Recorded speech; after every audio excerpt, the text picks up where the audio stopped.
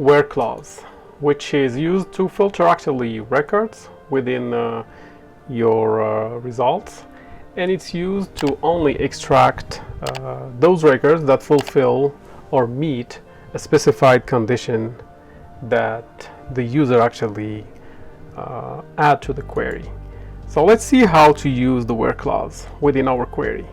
So we are going to use the same query that we've been using, select star from our employee table, and now let's add the where clause.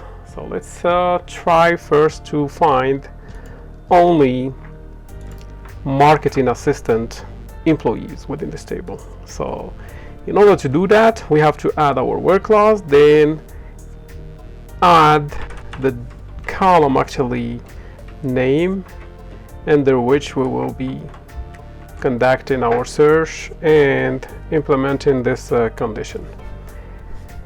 Okay, so now let's run this query, and as you can see,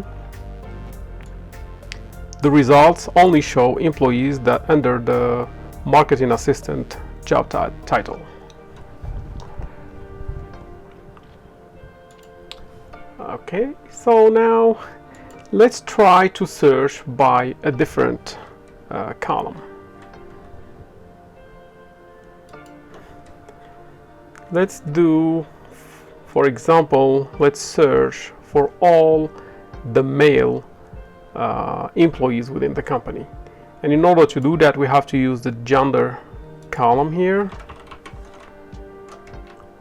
And you can say where the gender actually equal to M for male.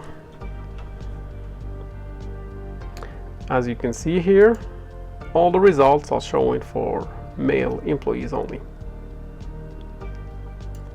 Now let's switch that to look for female employees only. Let's run our query, and as you can see, everything that was returned within the results is tied to female employees only.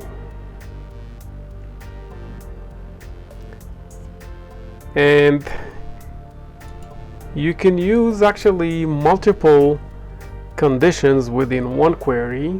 For example, we want to search for all male employees that were hired on or after January the 1st of 2011. In order to do that, we have to add an additional condition to this where clause, and we have to use the keyword and in order to do that. And hire date is greater than or equal. We have to write it in the same order that we have here. The year, 4 digits, the month, 2 digits, and the day, 2 digits.